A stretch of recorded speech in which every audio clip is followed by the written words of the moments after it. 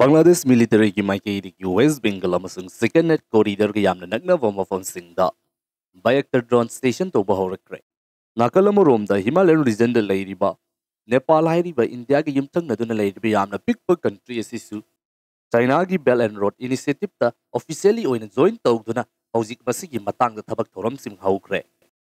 India हाइरिबा country असि Mahake युमथंगनदुना लैरिबा country सिंग असिगा लैरिबा मरी असि नोम नोमगी अदुकी मतिक यामना फचिलक्रे खुदिंगमक अनौब video अमदा अमुक्का तराम नोक्चरी ngasi video asida India hairiba country asiga maaki akoibada leiriba yumthangnariba country sing asiga leiriba relation asida noma noma ki kaitharakliba asigi matangda yingminasi yananbada Himalayan region asida leiriba Nepal hairiba piklaba country asigi matangda yingminasi Nepal hairiba country asi India amasung China hairiba country anisigi marakta leiba yamna mapangal kanjadaba country ama oibanina country anisibu yanaba chatnabagi damakta yamna wana honaduna lakiba country amakagni Nepal hairiba country asida leidiba miyo ayambasi kanagumba atopa miyo amana India amasung China hairiba country anisigi marungda karambana hena pambage haibu hang asi hangba taragidi ayambana makoi asi nahaku pokliba pabung amasung ima anidugi manungda karambana hena pambage haibu hang aduga chap manai haina pakum pigali masina takpari mafam aduda leidiba lenga kaktanatana mafam aduda leidiba citizen miyosing adusu nakal anima asibu balance tawna bagidamagta ayamba matamda honai haibani Nepal hairiba country asi China gi Belt and Road Initiative ki oiba khokthang asi 2017 da wari haudoktuna laikrabani adubu matam aduda leidiba political gi oiba movement aduna China ga ka hena naksinabagi oiba khongthang asida pamdaba political power kaya ama yaurukpadagi hairiba khongthang adu makha sathaba ngamdana adumak lakrabani adubu handaki matang asidadi India asi sawandana bagdamakta honabadagidi China ga pun masina hena kana ragani khanduna Belt and Road Initiative asi officially oina join tawsin kre atopa maikai ama room da Indian Ocean sida mu yengba taragana Sri Lanka hairiba country asi haukiba sahi khara asida China ga mariyamna naksilakpa amasung China gi oiba debt policy aduna maram oiduna Sri Lanka hairiba lam asigi mafam kaya amada Chinese singi oiba shipyard sing sajilaktuna hairiba mafam aduda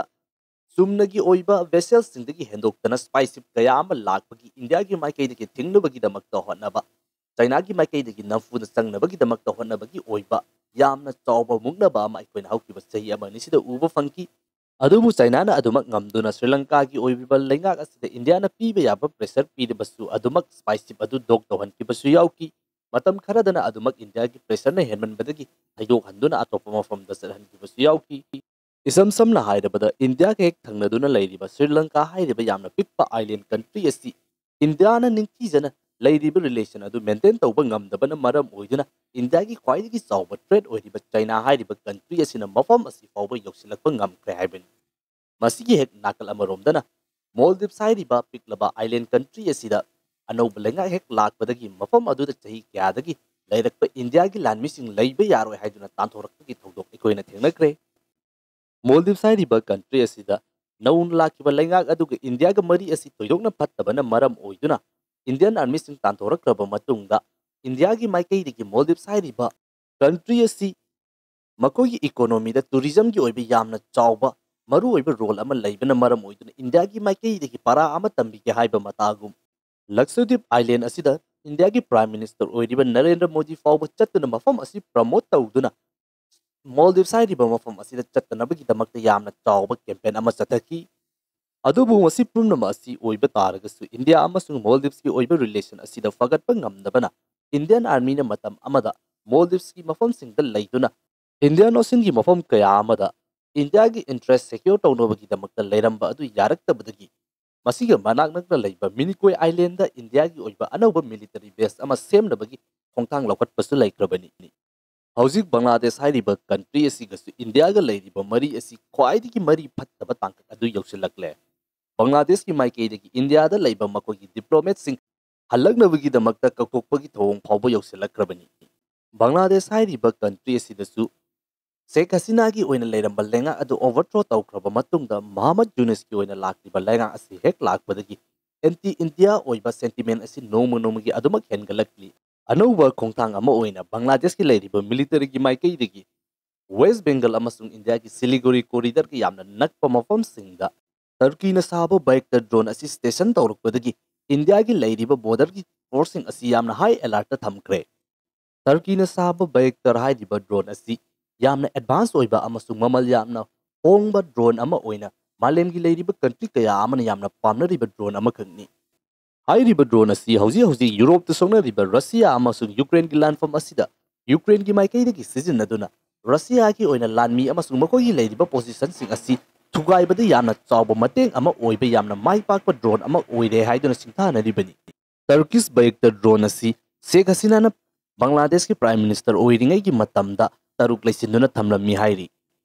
Hairiba drone asi India ka matam kuinadagi yeknaduna lakriba Pakistan hairiba country asidasu marang kaina leiribani. Maram asina hauzik Bangladesh hairiba country asina makoi military gi mapangal asi kankat hanabagi damakti yamna kanna honarakpa amasung matam amada leiramba makoi gi pandam adu nahuna fangnabagi damakta yamna kanna changsilakibasina maram oiduna miyoi kya amana hauzik Bangladesh hairiba country asida bayekta drone asi masik hengalambasu yare haiba wafum kya ama phongdoknari.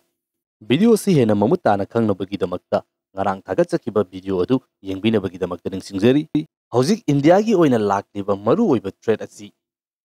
bayekta hairiba drone asi surveillance ki oina aduki matik yamna mai pakna sizinaba yaba drone amakak oibada natana khara light oiba strike sing chatabadasu maki success rate asi adumak wangba drone amakakni. Khwaidigi maru oibasina hauzik India gi mainland amasung north east region asibu connect tawriba 22 kilometer khaktamak sangba chicken neck corridor asigi manakta makoina station tawrukliba asini 22 kilometer khaktamak pakpa Siliguri corridor hairiba mafam asi matam kuinedagi China gi maikaidagi mityang taduna lakrabani. Hairiba mafam asigi manakna mafam singda China na makoigi military gi oiba chatok chaksin nungainabagi damakta infrastructure asi adukki matik yamna chawna semgatkrabani. Masigi manakna ko northern thangba sarukta China gi oiba mafam sing asida makoigi oiba military camp kaya amaso hauzik leiribani. Madudagi hena kumang chawsilaktuna masigi yamna nakna chaksinabagi damakta honarakpagini haukiba chahida Indian Army amasung Chinese Army anigi marakta stand off thokiba lichei paiduna yamna kanna kanthanakibagi tawdo odu.